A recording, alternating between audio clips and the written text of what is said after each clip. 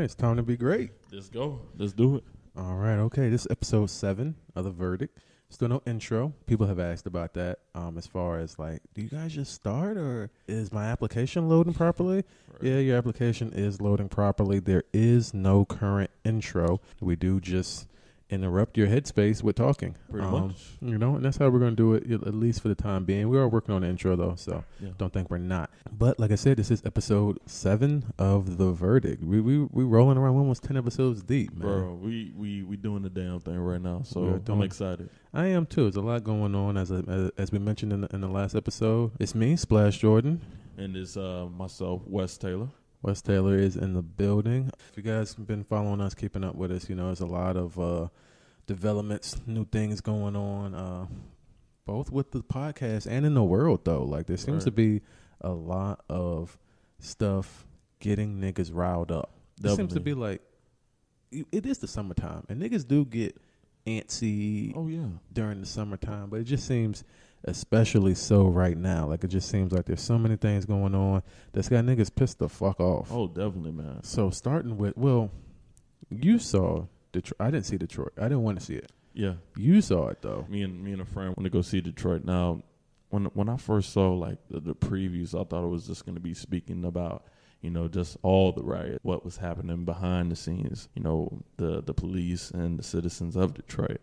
But going to see this movie in particular, it spoke more about the incident at the hotel where 3 people actually ended up being killed. Of course, these 3 men were black. They were there. They were hanging out. Yeah. And they were black at the wrong time. Black at the wrong time. You know, police obviously had their suspicion. You know, there was a alleged sniper out there on the scene. And, you know, they felt that they needed to defend themselves, so they assumed that a sniper was in this building, and that's pretty much how the movie began to unfold. Just the police trying to weed out who was the sniper and, you know, bring them to justice. But things turned for the worst in this movie, man. And I tell you, just leaving after you know, leaving the movie, I kind of felt some type of way just towards, you know, police officers. And of course. And I mean, the movie's designed to make you feel that way. It was. And I mean, not to say that, you know, I already, you know, had some type of, you know, feeling towards them already, but it just kind of added fuel to the fire. It was only a light. It was only a match. You know what I'm saying? Right. It was an ember. Yeah. It was an ember that you had that was bothering you. But movies and propaganda like this is designed to turn that ember into an explosion, into a flame. Exactly. That burns brightly, man, and fuels your, you know, indignation. Of course. I didn't see it. I don't have any plans to see it. At first, initially, I did want to see it. Mm-hmm. It did sound like something. It's an event that I'm largely unfamiliar with. Okay. And it is something that I wanted to. It is something that I wanted. I felt like, okay, this is gonna be a learning experience. Right. Also, several of the actors are on my hit list. Okay. Like, not my knock them off hit list, but these are great actors. Yes. So I definitely wanted to go check it out and support that. Mm-hmm. But when I learned that it was directed by the same director behind Zero Dark 30, and there was another movie she did, and that, you know, this was a white person, my feelers started going on. That was a red flag for me. Actually, it was a black flag for me. Like, you know, this is another attempt of Hollywood trying to cash in on my wokeness, right, so to speak. You know, like, if you woke, you probably went and seen that movie. Well, you know, these people have found a way to not only capitalize off of that, right, but to reignite, you know, any lingering emotions. So that way, in the fall, when another slave movie or race movie comes out, right, you know, you're right there, so that you can get, you know, your quarterly refill of you know, of the race war. It's like a pit stop, you know, in a race war, and you pull in there, and, you know, they pump you back up so that you can hate the other person, right? And then, you know, it's crazy, like, the way white people navigate these types of circumstances. Yeah, these narratives. Right? Yeah, these narratives where it's like, you know, normally we don't see white people in the hot seat for doing things where they're completely in the wrong. Mm-hmm. So when we do, it's funny how, you know, your friends and your family who are white on social media, how they try to circumvent it instead of just being quiet about it and just, you know, living life, you know, like the regular person you are. Right. There are those who feel the need to speak up. And then when you do, you know, you reveal your true self. Right. You've now revealed your true self, and people feel a certain type of way about you. Like, you know, if you know, you see the movie, and then we get into, well, all cops aren't bad. Blah, blah, blah, blah, blah, blah, all cops are. Shut the fuck up. Yeah. Like, nobody wants to hear that. That's not. No one at any time's ever insinuated that all cops are bad. No one. Even the people who are like, fuck the police. Right. They themselves at some time have had to call the police. Their house was broken into. This happened, that happened. But I mean, still fuck the police. But right. No one has ever said all cops are bad. So you're rushed to try to defend people who haven't done anything wrong. It's like, we're not even talking about that. Exactly. But movies like that, man, those kind of movies, slave movies, it's all blaxploitation to me. True. It's all blaxploitation, and I hate that. Honestly, though, if we don't see it in the movie, you might never even hear about it, never even know about it, because it's definitely not something that you learn in school. Right. And, you know, who's to say that, you know, even if a black director, you know, did come out with this movie, you know, who's to say that it's going to get funded? Who's to say it's going to get that exposure? You know what I'm saying? I have a friend who's a director, and he did a film recently that just came out in LA. It didn't even go, you know, this nationwide. You know, it only premiered in LA, and it was about Emmett Till, and, you know, the story behind that. He even said, please support my movie. You know what I'm saying? Like, just come out there, support. If you're in the LA area, you know, come support. So it's going in select theaters. Does he live in LA? Yes, he does live in LA, and he lives in, like, sometimes he commutes back to the East Coast. It's movies like that where it's like, you know, it's hard for, like, a black director, especially in this industry, to really have his product or, you know, his work being distributed to a wider audience. You know, it's tough. It can be. I mean, I don't know. Jordan Peele definitely just distributed, you know, something very, you know, great to a very wide audience. Yeah, but how long? It's been a while. Exactly. It's been a while. So that's what I'm saying. It takes multiple steps and multiple, you know, works to get to that level. So, you know, it might be harder, you know, just for the black, you know, the average black director rather than, you know, your white director. I mean, I'm right there with you. But what I like about how Jordan did it, Jordan Peele, writer, director of Get Out. Right. Okay. Writer, director. Well, what I liked about it was that it was completely different than his whole image narrative up and because a comedian. Comedians. I mean, this is something I would expect from Paul Mooney or Dave Chappelle or his brand of comedy. I just and I'm watching the movie. I'm like, okay, you got them good with this one, man. They sitting there thinking we should have never gave these niggas money. They should have never gave you niggas money. As soon as you got a good chunk of it, as soon as they did MTV, he was like, okay. Watch what I do now. I'm going to do this movie where, you know, it makes white people feel uncomfortable in a funny way. But the problem, though, with black anything is that the shit is janky all the fucking time. Like, it's always janky. Like, the director of the Tupac movie that nobody saw, you know, it's already coming to Blu-ray and DVD. Like, it's probably available right now on Blu-ray and DVD. But, you know, everybody considered it to be a huge cash grab. Like, you know, you knew we wanted to see this movie. So you just threw some shit together because you wanted that huge opening weekend. You can't do that. And, you know, you rode off into the sunset with our money, and we're sitting here thinking like, damn, now we're never going to get a good Tupac movie. Yeah. Yeah. And, I mean, we said this, I think we said this like on the first couple of episodes that, you know, we wanted to see who the killer was. You know what I'm saying? We come to see this movie not to really necessarily see the entire story, you know, the background of Tupac, but pretty much the climax was going to be like, oh, that's the killer. Right. Or just, we wanted a gun in someone's hand. Yeah. We wanted you to finger somebody and at least just have a compelling reason why this person, you know, of course you don't have the facts, but use the information you have to create compelling entertainment. Do you think if, you know, we did, you know, put a gun in someone's hand, do you think there would be a lot of speculation outside of that movie and be like, oh, we need to interview this person, or the FBI would, you know, go interview this person? Do you think there would be some type of repercussion? We needed that. Yeah, we needed that exact thing to happen. There have been people who have been linked to his shooting after these events happened. There have been people who have,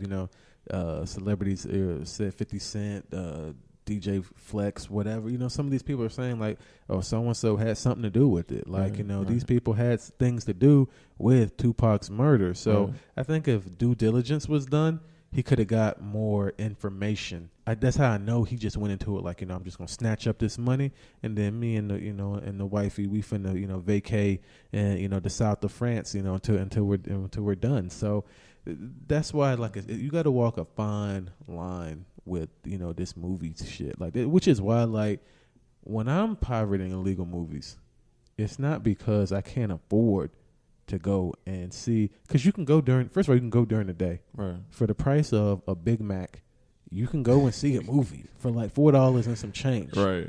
Go on off the matinee. Yeah, go to a matinee and see a $4 movie. Like, you can see as many as you want.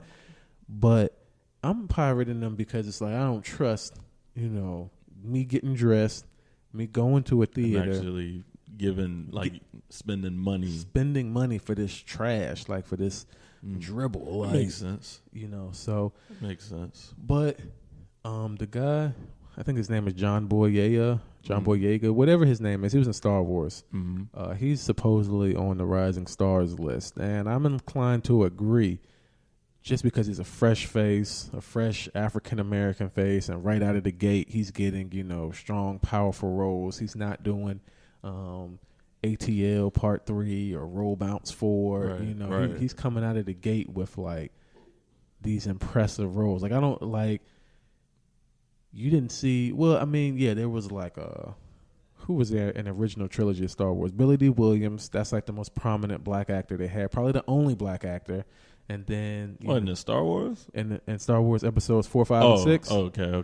And then in episodes 1, 2, 3, you had Samuel Jackson. Yeah, I was about to say you had Samuel, but okay. But I can't remember another black actor outside of Samuel. What you call it? Forrest Whitaker was in the. Well, he's in the news. He's in the newer ones. He's in the newer ones. And he killed it. Yeah, he killed it. I like Forrest movies. More times than. The Butler was really good. I kind of like that one. I never watched The Butler. What? Yeah, I don't watch it. But the Butler was pretty good though. I think you like that, man. The Last King of Scotland though, he killed it. Ghost Dog, of course, he killed it. Panic Room killed it. Yeah, man. Usually, him and that eye, man. Man, people will always be roasting that dude for the lazy eye, man. Chill, bro. You can't help that, bro. The eye lets you know he finna like. Once the eyes start going crazy, that's how I know. Damn, this nigga is. He like, you see his lips like go straight. It is like, right. You just kind of see that one eye twitch a little bit, and it's like, he getting his Denzel on. He finna go full Denzel Washington. Once that eye starts going crazy, like he done reached. He just watched Training Day that morning, man. And he channeling his inner Denzel, and he usually killed the scene. That eye just be moving around. Looking at the whole room at one time, and man. He's still doing this thing, man. I love Forrest Whitaker. Shout out to Forrest Whitaker, man. Yeah, huge shout out to Forrest Whitaker. So outside of that stirring up, so first of all, you had that stirring up black people. Right. So conveniently enough, after they're good and stirred up, here comes a real world situation. Right. Same day too. I saw this movie too. Same exact day. Wow. So. Yeah. For people who've been living under a rock, this is the only news story that I'm even familiar with, and I guess the city, the government, local government wanted to remove some statues of Robert E. Lee in Charlottesville, Virginia. Right. Some supporters weren't going for it. Yeah, you had some white supremacists. You had some neo-Nazis coming out there Friday night, with tiki torches, pretty much on the campus. Yeah, they was looking for Frankenstein. Pretty much. Yeah. It was, and people were getting maced. Right. You had Cartwell out there, acting crazy, and then the very next day on Saturday you had more protests. You actually had someone die, Heather Heyer. Yeah, somebody died. Yeah, you had other people getting injured. Heather died. Pretty much, if you guys saw that by the Challenger, the Dodge Challenger, that pretty much just ran through that whole crowd of people, and we had the president. The president was saying that people were acting aggressively on both sides. Yeah, and it's you don't want to call out anybody, bro. Like, you were so quick to call out people over there in Paris, who got messed up. And he was like, oh yeah, that's radical Islam, you know, that they should be ashamed of themselves. You know, he was so quick to point fingers at people in other situations. But when it comes down to, you know, actual white supremacists and neo-Nazis who are in support of Donald Trump. They are. But I mean, damn, dude, these are the most radical of your supporters. These like, are the terrorists of the United States yeah. of America. And he doesn't want to acknowledge that. Right. Like, you know, you could have said anything and they still would continue to support you. Oh man! You didn't have to defend them the way that you did. And it took him like 2 days just to actually say something, right, saying that, you know, white supremacist neo-Nazis, like, you don't belong here, like, this is wrong. And then on Tuesday he comes out and actually says that there were actually innocent people within those angry crowds of the neo-Nazis and the white supremacists. Like, really? How innocent? Like, their main MO is, you know, pretty much white supremacy and domination, white domination. Right. Well, here's the thing. There's nothing illegal about feeling like, you know, whites are better or your race is better than anybody else. There's nothing illegal about it, but you're the president of the United States, where you're supposed to be for all people of the United States. Well, those individuals, they didn't want history to be taken down, which, you know, I'm like, okay, this did occur, but I don't know what type of ideologies people subscribe to. But when you're trying to have, I guess, some type of wholesome environment or progressive environment, you don't necessarily want your past mistakes or your past, you know, enemies erected up so that everybody can just see them and be a constant reminder, you know, to people that they wrong, that, you know, hey, you know, we really actually on the low, we kind of fuck with these people. So I think that there's a major movement, because niggas been talking about slavery forever. Oh, all day. I'm tired of hearing about slavery. I think that the people, the descendants of these people are like, you know, I just feel a major shift in the South to move away from this Confederate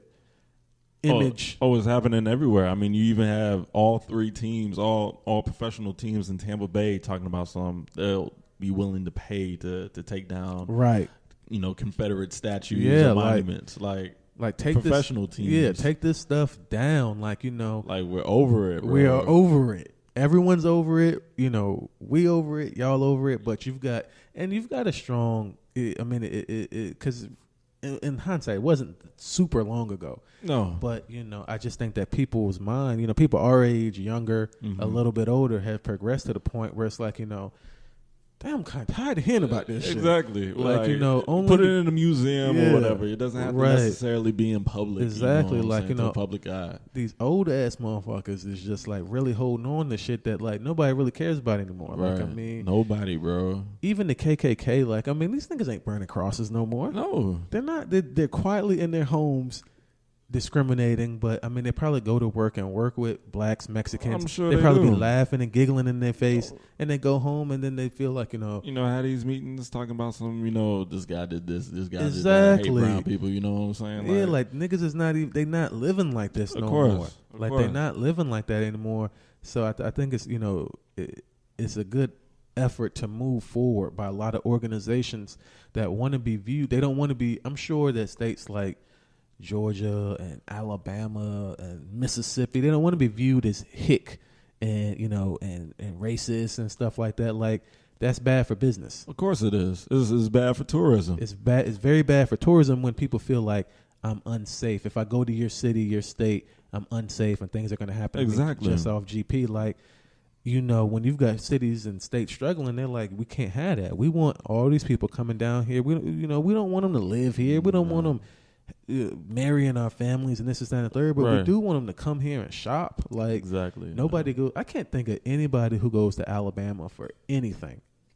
Only business meetings. I don't know of anything that happens in Alabama. Well, I mean, when I went down to I think it was like some training in Gulfport, Mississippi. I mean, you see commercials about Alabama and Mississippi, but it's strictly speaking to the Gulf of Mexico and that body of water, like the beaches. Right. You never really see anything about going into the inner cities or, you know, and going on any like tours or anything like that. But tours all are available, and in Alabama and in Mississippi Right. to, go experience, what the South was truly about. Because that's all they speak about is the Confederacy and, the slavery. They speak about, what happened in the 19th century and, how this came about and how it was abolished. So they speak about those times because that's one of the most prominent storylines that those states have, other than, beyond, here's our beaches, here's what we have to offer as far as, fun and tourism. But it is ugly history. The truth is ugly as hell. Let me ask you this. What's up? In Germany, Mm-hmm. are there people with, statues of Hitler and flying Nazi flags? No. Like nobody, that shit is gone. They hate it, man. They hate that part of history because they want to act like that never even happened. Right. When I was speaking to the locals there, they were like, yeah, this is a sad time, but we're progressed. We've moved on from that. Right. You know what I'm saying? We love all people here. Right. And even if they don't love all people, we want you to think that we love all people. Exactly. They still coexist. Right, yeah. We're coexisting. We don't like certain people openly or, behind closed doors. Right. But openly we can shop with them. We're not rounding nobody up. Yeah. Please come here and experience our life. And I feel like that's a very similar experience. Yeah, it is. But real talk though, I was in K-Town, which is Kaiserslautern, Germany, and there was a military store there, and it had flags of United States. It had like fatigues and the other like swords and things of that nature. And then at the corner of the street in the window, I see a Confederate flag, and I'm like, why is this here? Like, out of all places. But I'm thinking, it's catering to the Army and, the Air Force people who may be from the South, who may be interested in that thing and those types of things. And, I've had multiple people come up and tell me, the reasoning behind, the Confederate flag. And they told me that I shouldn't be upset about the Confederate flag. It's not even the real Confederate flag. It's just the battle flag. And I'm like, it doesn't matter if it's the battle flag or the nation's flag. It still represents something that, to me and to my ancestors, and to my family, it still means something negative. The oppression of people, of colored people. So you can't sit there and tell me that I can't be mad about a battle flag when that battle flag represents that particular group. Specifically. And I'm like, you're not making any sense. It doesn't make any sense. That's what you guys stood for. Like, exactly. They're like, it's heritage, not hate. Heritage of what? And heritage was of hate. Exactly. Like, and they tell me, oh, it's bravery because we stood up against the North, and they tried to tax. I was like, bro, nothing resembles bravery. It's pretty much just like, you can say the same thing about America. The reason why our flag stands the way it does, because we decided to part ways with Europe, or not Europe but England. You know what I'm saying? Like, it doesn't mean bravery. It literally means the oppression of people who don't look like me. Who don't look like me. We want to set ourselves apart from whatever else is out here, and we want to be our own entity where we pretty much dominate this entire land. Right. And we oppress. We've already killed all the Indians, the Native Americans who were living here. We already came here and killed them and ran them off their land. Like, don't fuck with me. And it's like, you lost the war. You lost the Civil War. So why does this even make any sense? Right. That's like us flying flags from England or wherever the fuck, like flying them over here. Like, why we ain't flying that shit over here, nigga? Like, you niggas lost. Why? Don't come over here with that. When you come over here, you fly my flag. Exactly. Because I won. Exactly. But it is what it is, and they try to act like well, you guys fly the Haitian flag, bro, because that's my culture, bro. That's far in between, like. That's a country, bro. Yeah, that's where my family's. That's my family's nationality. That's a country. You're not. You guys weren't a country. You tried it. You tried it, and you failed at it. Failed. If you had won, then what you're saying would be true. Right. But you didn't win. No.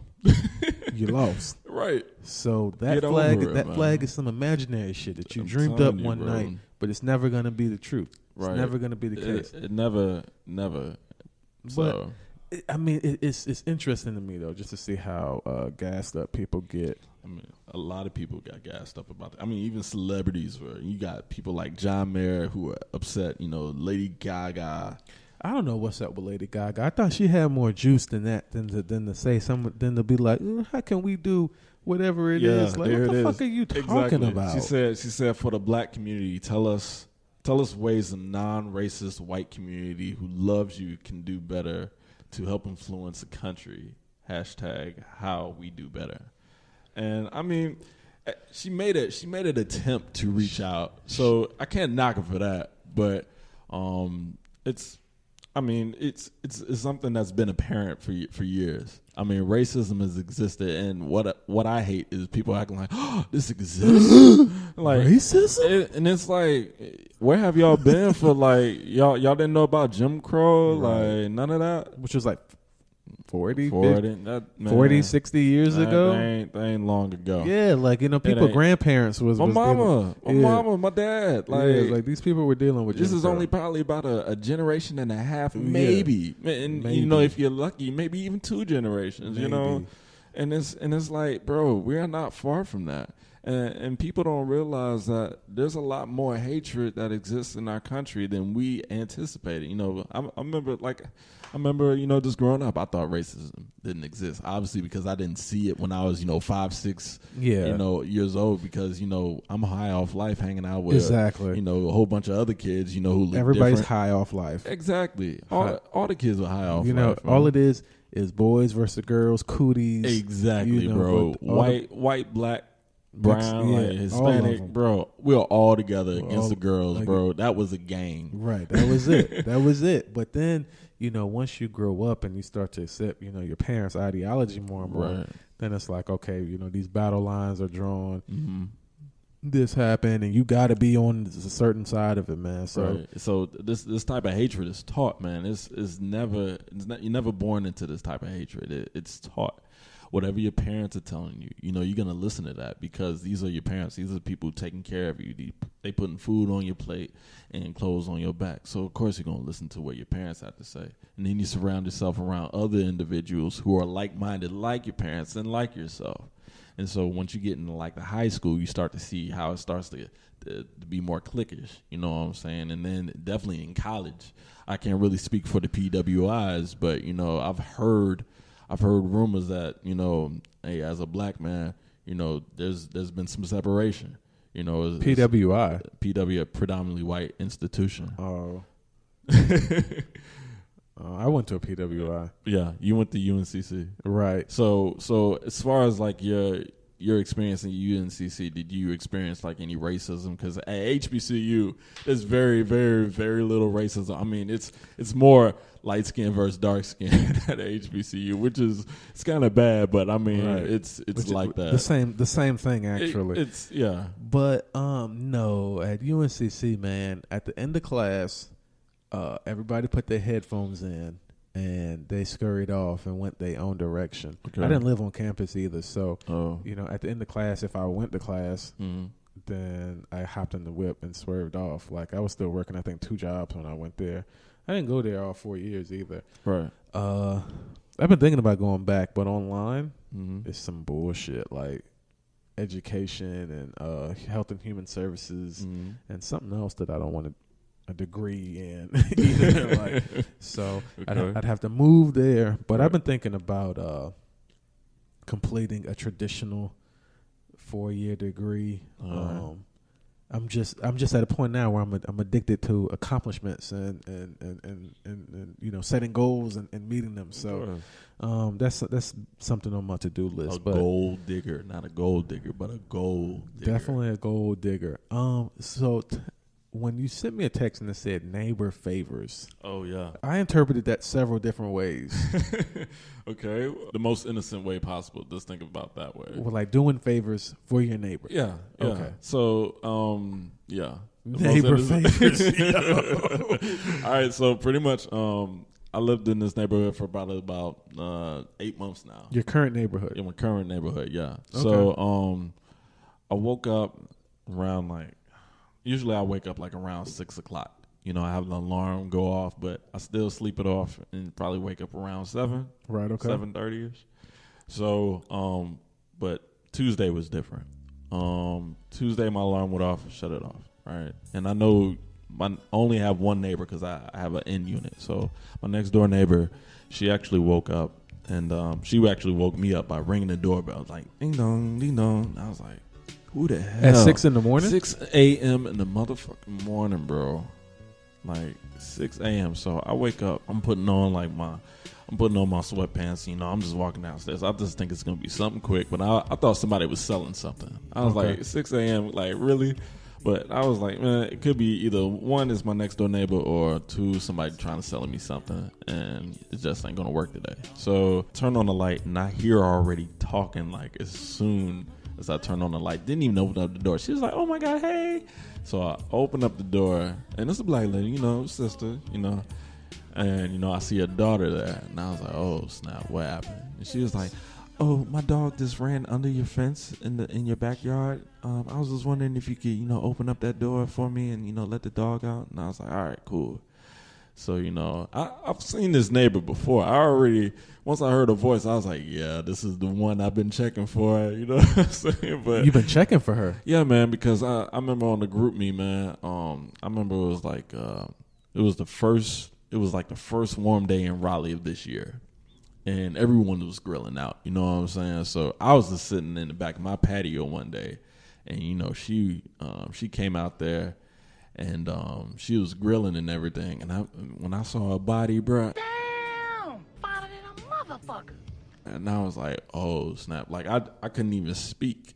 I thought, oh my God. She's like, how you doing? I was like, I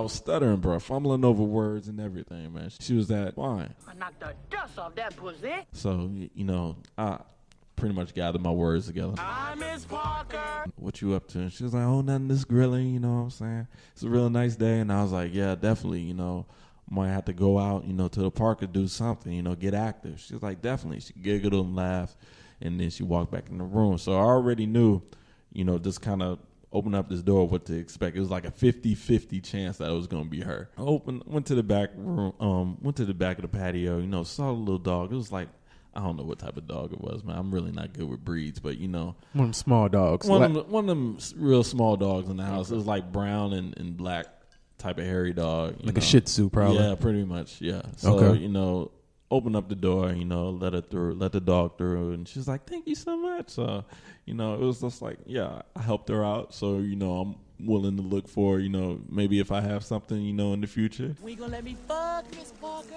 You know, just being neighborly, you know. Maybe she might help her brother out. I don't she know. might help you out. I don't know what it's going to be, but right. I'm trying to stay as She might help you out with an erection. Staying innocent as possible, but, you know, just being neighborly. This is like the first time I was being neighborly, so I just wanted to, you know, bring this topic around. Like, have you ever been neighborly, or have you ever asked a favor for your neighbor? Well, did you open the door and let the dog out?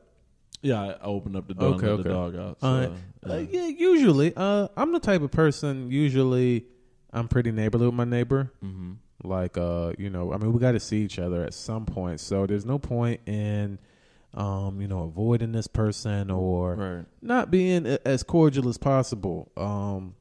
Because for the simple fact of I want you to watch my house when I'm not here. Of course. And I'm going to watch your house when you're not here too. Like, you know, I know your car, you know, so if you see a car, if I see a car that doesn't look like your car and it's looking suspicious, the next time I'm going to see you, I'm going to say, hey, like, you know, some red Charger was sitting in front of your house, you know, for a good little minute. Like, you know, do you know anything about that? You know, yes, no, okay, whatever. But like, yeah, when I lived in the city, like, you know, my neighbors, man, you know, Crystal, she wasn't super fond of the neighbors because most of them were young and wild. Right. But, or I wouldn't say young and wild, but most of the neighbors had kids who were a little young and rambunctious, and there was always some issues or whatever going on. But I will say, though, that they definitely, like, we had a little network, you know what I'm saying? Like, person would say, hey, there's a roadblock on Sunset, or police in the neighborhood. You know, they deep. Police on Twinborough. Police on this. Oh, you know, yeah, that's perfect. Yeah. You know, so we definitely looked out for each other. And there would be situations I'm at work and, you know, I get a text, and, hey, bro, police in front of your house. And then, you know, later on, okay, never mind. They was going to down the street or whatever. You know, man, so that's clutch. and then, you know, I'm doing the same thing. You know, I'm up late at night. I'm doing whatever I'm doing, and I'm like, you know, it might be a Friday night, and of course I'm home in bed, and they're all out partying, and I might shoot them a text like, you know, hey, I seen the police in the neighborhood. Y'all cool it. Come, you know, when you get in the neighborhood, Right. calm down because they sitting right there. You know, and they'll Right. be like, you know, I appreciate it. So definitely that type. You know, neighborly is cool. I don't recall one time when I lived in Wisconsin, my neighbor was actually the weed man. Oh, how convenient. Right. I'm talking about, I'd be like, dang, I got to re-up. 30 seconds later, I done read up. I'm talking about, our doors were perpendicular to one. Our front doors were perpendicular to one another. Right. So I would open up my front door and lean out and knock on his door, and he would just lean out of his door and hand me the bag. And then we would just go back in both our houses. Quick and easy. Quick and easy. The quickest, the easiest ever. Nice. The quickest and the easiest ever. I loved it. I didn't care if he had trash or good or anything because it was just so convenient. So it was perfect. So you definitely want to, you know, get to know your neighbors, at least, you know, within a 2-house radius. Right. You know, if not your immediate neighbor, then the one on the opposite side. Once upon a time, like in South Carolina, any area that we would move to, usually the neighbors would come to the house.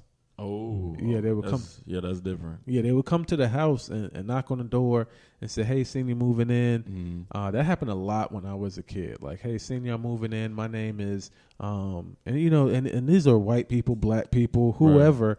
South Carolina, when I was a kid, it was very that Southern hospitality was super huge there. Yeah. I don't know if it's the same like that anymore, but like when I was a kid in Charleston, like Southern hospitality was huge. And so, yeah, when we moved into places, people would approach, they would introduce themselves, they would speak, they would ask, they would inquire about the children, and then say, okay, well, I got this old of a kid, or have like a kid date or whatever, you know, so they can hang out. You know, they'll be like, you know, my kids normally go up to the park, so they can go to the park together. They can do this, they can do that, and then they'll say, you know, there's another family on the other side, and the husband is of this, and the mom is of that. So, yeah, I'm a huge advocate for getting to know your neighbors. What about like I actually had my parents. I wouldn't necessarily say they had neighbor beef, but there was this one neighbor that we have that my parents have in Charlotte, and lives like right across the street from them. And I was having my going away party, and you know I had like Nate come through. You know I had Charles. I remember that. I had the whole crew come through, right? So, you know, I knew this was like around like April sometime. So it wasn't very warm, but it was like warm enough to chill outside. You know, after the whole party was said and done, you know, we're walking back to the car, and we look at Nate's car and it's been egged. We look at Charles' car and it's been egged. And now Charles, not to say that Charles is, you know, ain't on shit. He has a car. You know what I'm saying? A car is doing better than half of everybody, but you know it was like what kind of car does he have? He has like a Nissan Maxima. Okay, so it's not bad. It's actually a nice car. It was like I would say 2005 model, 2006, but it was a nice vehicle. To me, that doesn't determine if it's a nice vehicle or not. Was the vehicle well maintained? Yeah. Is he okay? Yeah, it's well maintained. All right, so then it's a nice car. It's a nice vehicle. Okay. Now Nate, on the other hand, he had a Mercedes Benz. Right. Right. He does drive a Mercedes Benz. And it's fairly new. It's the Benz SUV. I don't know the model, but it's red, so you already know it's like it's something Money Mitch would drive, pretty much, or Ace. Very, very nice vehicle. Very, very nice vehicle. Yeah. You wouldn't see this vehicle in North Charlotte. You probably see it more likely Southside. Yeah, Southside. Southside over there in Ballantyne area. So it looks like a person with money. Right. And this car was egged. Now that hurt me More than it hurt Charles. I was hurt for Charles, but the Benz though, it was like, come on, man. Like, this person worked hard for this. And I looked at my neighbors, who were they have like a, slope downhill. And I saw the garage was open, and I heard like little kids laughing, like little teenagers, around, high school, probably, 9th, 10th grade. So I'm like, all right, let me go down here and see what the deal is. So when I'm walking down this hill, tell me why the garage starts slowly closing. I'm like, what the hell is going on here? So, the garage door opens up, once I get to like the garage door. And I just say, hey, and, one of the kids said, bro, we've been here all day, bro. We ain't seen shit. And I was like, see, you already called yourself out. Then, the father of the household, he came out and he was like, hey, man, what's up? And I was like, hey, man, we were having a, little get together over here. And my homeboys, like 2 of my homeboys' cars had been egged. Did you like see any knuckleheads come down through here, just egg some cars? He's like, nah, man, I don't even know what happened with that, man. I can't help you. I was like, true. I was like, all right then, man, appreciate you. Walked away. So, I was like, that was some bullshit because, number one, walking down that hill and that garage door start closing, man, you're already sus. Then, number two, for a kid, before I even say anything, for a kid to tell me, bro, we've been here all day, we ain't seen shit, like, you're automatically telling me that something went down. But you don't want to fess up to it. You seen something, you saw something. What I can say, though, is that when I was that age, I was doing way worse to cars. So Nate should feel lucky. Nate and on at least one occasion, I feel like Nate and Charles were with me. Y'all wasn't putting bologna slices on. I'm not gonna self-implicate us any further, but I will say that we've done way worse to cars together. Man. So Nate and Charles got to charge that one to the game. Charles, I know because I was with Charles.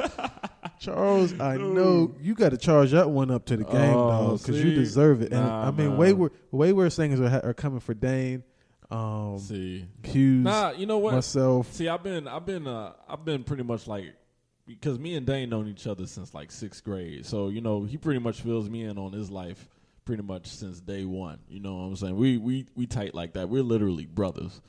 And he's just really had bad luck just in general, like especially when I was a roommate with him. Like there's been some times where it's just like, damn, you just got some bad ass luck. Like he was there with us though. Anybody who was there with us on Drayford, anybody who was there with us on those nights, no, you got good. You got a cool 10 to 15 years of car trouble coming your way. Oh man! Because you was a degenerate when you was in the 9th and 10th grade, and you listened to a degenerate, and we did degenerate things. Oh man! So you just got to charge those up to the game. They can't keep pulling up to North Charlotte and East Charlotte, hopping out of the G-Wagon, thinking that everything's all good. Bruh.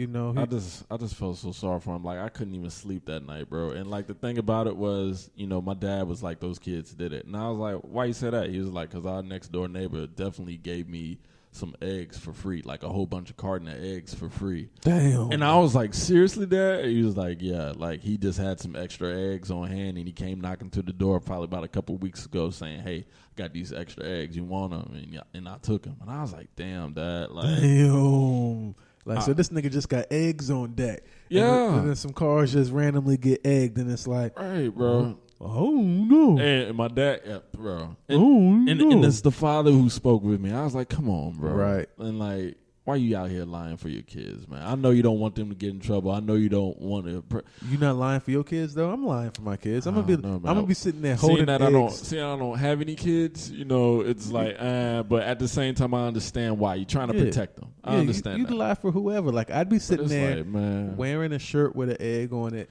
eating some eggs. Like, bro, we don't even fuck with eggs over here. But I think it's just the justice, though, because I feel like me talking to him and telling me that he didn't do it, and then not seeing an immediate ass whooping, like that ain't justice for me. I want to see some bloodshed or like ass whooping or something, bro. I want to see something, bro. Maybe That's old fashioned. Man, That's definitely old let fashioned. me whoop his ass or something, bro. Nah, But you're it's not, like, not whooping my kid's ass over some man, eggs. I hate it, bro. I just hate it. My dad felt bad too, and he was like, "Next time you have a get together, we just gonna park in the grass." And I know my dad takes pride in his grass, so having a whole bunch of cars in there, you know, I don't know. He said he was okay with it, but you know, What I would like, do is invite them the next time, so that more than anything, I could just keep an eye on them. Or just be mindful. Just have people. Just be mindful. Just have people outside. That's pretty much Just all have that, people outside. Like, I mean, that's all it has to be because they were parked the way they were parked adjacent, like literally across the street from their front driveway, and Right, it was so- on the side of they weren't even on their side of the street. They were just across the street, and even on that side, there was just nothing but trees there. So there's no property there. So it's like they have no affiliation with you guys. They're not hindering, guests from coming to your crib. You kids was just bored as hell. Bored. On a Read a April book, April damn. evening. You just had some extra eggs, and one of you probably was like, "Let's throw these eggs over this car." And yeah, one of them said that, and the other ones was like, "Ooh, you actually hit it. Oh snap! oh, so I bet you can't hit it again." Right. Like she. And then it becomes a competition. Right, and then they start fucking dogging these cars or whatever. Oh man, I hated it for Nate, man. Golly. Well, I hated it for my boy. I'm sure you got it taken care of. But shoot, I guess we can wrap it there. Yeah, definitely, man. Yeah, we can definitely wrap it there. Make sure you guys follow us on all our social media platforms, which are getting some love. Yeah, man. Someone out there is listening. Ooh. Someone out there is listening and supporting Man. and loving our product. And I mean, I'm trying to tell y'all, like, all day, every day, I'm just thinking of more things to do Yeah. so that, you guys can have more entertainment, love what we do more, hear us more, see us more, interact with us more. You can follow this podcast. I'm going to give you all the ways. A couple of ways are tricky.